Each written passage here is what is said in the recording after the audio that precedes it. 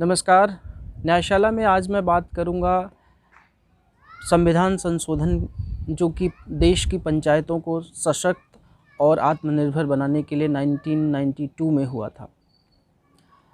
यह देश का दुर्भाग्य ही था कि आज़ादी के 43 साल बाद देश की पंचायतों को उनको संवैधानिक स्वरूप दिया गया। देश की पंचायतों को 43 साल इंतज़ार करना पड़ा अपने संवैधानिक स्वरूप के लिए।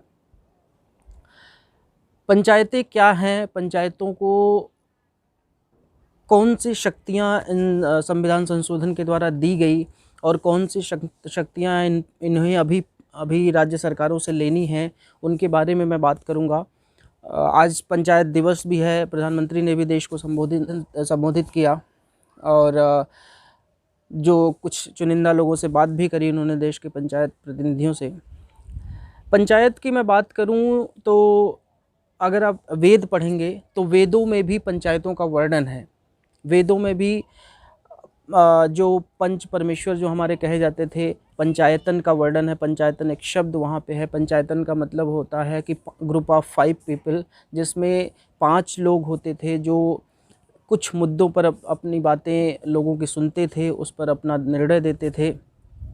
उसमें एक बाध्यता थी कि एक स्पिरिचुअल आदमी उस जो पंचायतन एक ग्रुप बनेगा उसमें होगा। वैदिक एरा के बाद अगर हम रामायण और महाभारत में आए तो भी वहाँ पे पंचायतें थी। रामायण के एरा में पुर और जनपद हुआ करते थे। आप पढ़ने में ऐसा भी आता है कि जो राजा होता था रामायण काल में, जो रामचंद्र थे या फिर उनसे पूर्व दशरथ जी राजा थे, तो वो पंचायतों से जो पुर और जनपद होते थे उनसे पहले वहाँ से फीडबैक लेते थे, वहाँ उनका राय जानते थे किसी विषय को लेकर। क्योंकि स्थानीय मुद्दे वहाँ की पंचायतें ही जान सकती हैं, तो उनके बाद वहाँ का निर्णय लेते थे। और ज़्यादातर निर्णय जो वहाँ के लोग निर्णय लेते थे, जो पुर और जनपद के जो स्वामी होते थे, पुर और जनपद के जो अधिकारी होते थे, उन्हीं निर्णयों के आधार पर वो निर्णय लिया करते थे। महाभारत काल में भी 10, 20, 100, 1000 गाँवों का ऐसा विभाजन हुआ था।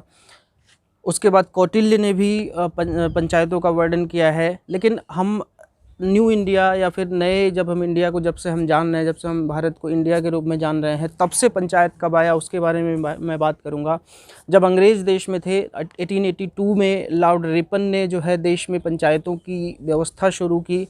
उन्होंने कहा कि देश में जो भारत इतना बड़ा देश है, इतनी घनी आबादी वाला देश है, तो यहाँ पे पंचायतों का जो स्वराज है वो होना चाहिए, स्वराज की बात होनी चाहिए। बेसिकली इन सब के पीछे मुद्दा क्या था, इन सब के पीछे उद्देश्य क्या था, इसके बारे में भी मैं आपसे बात करूंगा। पंचायतों को सशक्त बनाने का उद्देश्य ये था कि जैसे केंद्र सरकार है, राज्य सरकार है, वैसे ही एक पंचायत की सरकार हो। जिस तरीके से आज पंचायतें फंक्शन कर रही हैं, जो एक कृपा पात्र पे जी रही हैं केंद्र के और राज्य के, ऐसी पंचायत की कल्पना बिल्कुल देश में नहीं हुई थी। और हमारे अंग्रेज़ों से पहले या हम वैदिक काल की बात करें तो पंचायतें हमारे देश की कभी ऐसी नहीं हुआ करती थी जिस दीन हाल में आज देश की पंचायतें हैं। तो लॉर्ड रिपन के बाद 1935 में जब गवर्नमेंट ऑफ इंडिया एक्ट आया, उसमें भी पंचायतों का ठीक ठाक वर्णन हुआ। लेकिन दुर्भाग्य की बात देखिए कि जब हमारा संविधान लिखा गया और संविधान का ड्राफ्ट गांधी जी को दिया गया, तो गांधी जी ने कहा इसमें तो पंचायत ही नहीं है, पंचायतों का कोई वर्णन ही नहीं है। अगर इस संविधान में हमारे पंचायतों का ही कोई वर्णन नहीं है तो ये संविधान फिर हमारे देश का संविधान ही नहीं हुआ। वो ग्राम स्वराज की बात करते थे, जिस गांधी को आज जो भी लुटियन जो उनके पत्रकार हैं या फिर जो देश का तथाकथित बुद्धिजीवी वर्ग है राष्ट्रपिता कहता है या बहुत मानता है, वो कभी पंचायतों की बात उन्होंने नहीं कही। कभी उन्होंने अभी ये नहीं कहा कि पंचायतें सशक्त कैसे होंगी, पंचायतों के सशक्त होने के बारे में उन्होंने कभी बात नहीं करी। तो वो गांधी ग्राम स्वराज का सपना देखते थे। उस गांधी ने कहा कि नहीं, अगर इसमें पंचायत नहीं है तो फिर ये देश का संविधान ही नहीं हो सकता। तो ये नाराज़गी जब गांधी जी की संविधान समिति में पहुंची, तब उन्होंने पंचायतों का कुछ आर्टिकल 40 जोड़ा गया, 4-5 लाइन का आर्टिकल 40 जोड़ा गया। वो भी कोई बहुत ज़्यादा उसमें वर्णन नहीं है, कुछ भी बहुत ज़्यादा, सिर्फ गांधी जी का मान रखने के लिए वो आर्टिकल जोड़ा गया पंचायत संविधान में। उसके बाद 1957 में 10 साल बाद बलवंत राय मेहता को एक कमेटी बनाने के लिए कहा गया, बलवंत राय मेहता कमेटी जिसको कहा जाता है। और नेहरू जी ने कहा कि आप एक अध्ययन करिए जिससे कि देश के जो संसाधन है उनका डिसेंट्रलाइजेशन, पावर का डिसेंट्रलाइजेशन और संसाधनों का डिसेंट्रलाइजेशन कैसे किया जा सके। तो 1957 में बलवंत राय मेहता एक कमेटी बनी। कमेटी ने अपना रिकमेंडेशन दिया, ढेर सारे रिकमेंडेशन जो त्रिस्तरीय पंचायत आज हम देख रहे हैं, ग्राम स्तर पे, ब्लॉक स्तर पे, फिर जिला स्तरीय पे, ये बलवंत राय मेहता का ही रिकमेंडेशन था। एक रिकमेंडेशन उन्होंने बहुत अहम रिकमेंडेशन दिया था कि पंचायत चुनाव में पॉलिटिकल पार्टीज़ का इन्वॉल्वमेंट कतई नहीं होना चाहिए। उसके पीछे उन्होंने एक वजह बताई थी कि जो वैमनस्य जो फैलता है वो वैमनस्य नहीं फैलेगा, क्योंकि गांव समाज के लोग बहुत मिल के रहते हैं और पॉलिटिकल पार्टी जब उसमें इन्वॉल्व होंगी तो वैमनस्य फैलने के चांसेस बहुत ज़्यादा होंगे। हालांकि उस रिकमेंडेशन, जब 1957 का रिकमेंडेशन हुआ, उसके बाद 2 साल बाद 1959 में नागौर डिस्ट्रिक्ट, राजस्थान का एक नागौर डिस्ट्रिक्ट है, वहाँ पे पंचायत का जो त्रिस्तरीय पंचायत का उद्घाटन किया उस समय के प्रधानमंत्री जवाहरलाल नेहरू ने।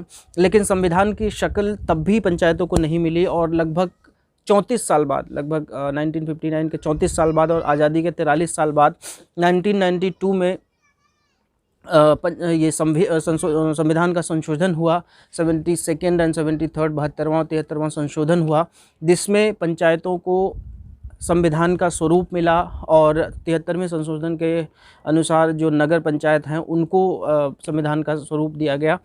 और उसके बाद जो है स्टेट्स को आर्टिकल 239 से 242 ये ऐड किया गया, तो उसमें राज्यों को ये छूट दे दी गई कि राज्य अपने अनुसार पंचायतों का सशक्तिकरण करेंगे। 29 विषय राज्यों को कहा गया कि 29 विषय आप day by day, year by year, दिन बाय दिन आप करके इन पंचायतों को ट्रांसफ़र करेंगे। लेकिन दुर्भाग्य की बात यह है कि आज 92 से हम 2021 में बैठे हैं, लेकिन फिर भी अभी तक किसी भी राज्य ने, देश के किसी भी राज्य ने 29 विषयों को पंचायतों को ट्रांसफ़र नहीं किया है और मुझे लगता भी नहीं कि आगे वो करेंगे। इसी विषय को लेकर मैंने एक PIL भी सुप्रीम कोर्ट में डाली हुई है, जिसकी सुनवाई होने अभी बाकी है।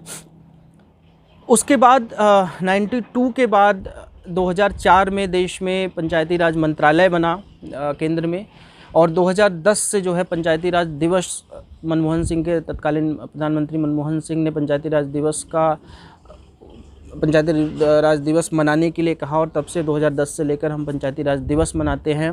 पंचायती राज दिवस मनाने के पीछे उद्देश्य यही है कि जल्दी से जल्दी हम पंचायतों का सशक्तिकरण करें। पंचायतें सिर्फ कहने के लिए ना हो। देश में जो ये कहा जा रहा है कि आत्मनिर्भर भारत बनाना है, तो आत्मनिर्भर भारत तभी बनेगा जब देश की पंचायतें सशक्त होंगी और आत्मनिर्भर होंगी।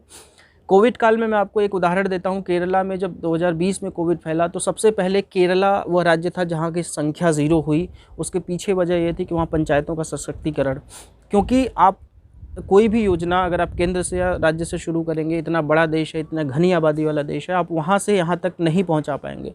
हमेशा अगर आप शुरुआत यहाँ से करेंगे तो उसका अनुपालन जल्दी हो पाएगा, क्रियान्वयन जल्दी हो पाएगा। केरला ने यही किया और उसको उन्होंने बहुत जल्दी उसको कंट्रोल करने में उनको मदद मिली कि सिर्फ यही वजह थी कि पंचायतों का सशक्तिकरण। तो जितनी जल्दी हो जाए, जितनी जल्दी राज्य की सरकारें जग जाएं, उतनी जल्दी अगर देश की पंचायतों का सशक्तिकरण हो गया तो पंचायती राज दिवस मनाने का भी हमारा ये जो दिवस मनाए जाने का उपलक्ष्य था वो लक्ष्य वो पूरा होगा। संविधान संशोधन जो हुआ वो भी लक्ष्य पूरा होगा। गांधी ने जो ग्राम स्वराज की बात की थी वो भी लक्ष्य पूरा होगा। और हमारे जो पूर्वजों, जो हमारे वेद पुराण से लेकर जो पंचायत सशक्तिकरण की बात थी, शायद वो भी उद्देश्य पूरे हों। आज के सेशन में बस इतना ही। आगे भी कानूनी अपडेट्स के लिए आप चैनल को सब्सक्राइब कर लीजिए और लीगल अपडेट्स के लिए हमारे साथ जुड़े रहिए। आज के सेशन में बस इतना ही।